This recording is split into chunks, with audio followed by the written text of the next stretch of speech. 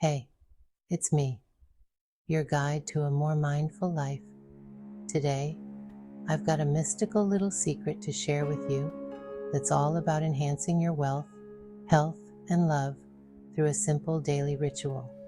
So let's dive right in. Imagine this: a clear glass filled with water, holding the potent energy of cloves. Yes, cloves. These aren't just spices for your kitchen, they're tiny powerhouses of vibrational energy. Here's what you do. Take 3 cloves. As you drop the first one into the water, say out loud, "I am wealth." Feel the energy of abundance flow through you. With the second clove, say, "I am love." Invite warmth and affection into your life. And with the third, declare, "I am health." Visualize vitality and well-being embracing you. This isn't just about the words or the cloves. It's about setting intentions. By speaking these affirmations, you're aligning your energy with the universe's frequency of abundance and wellness.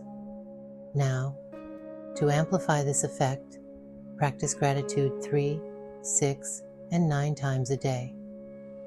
It could be for anything: a smile, a sunny day, or even that delicious cup of coffee this morning.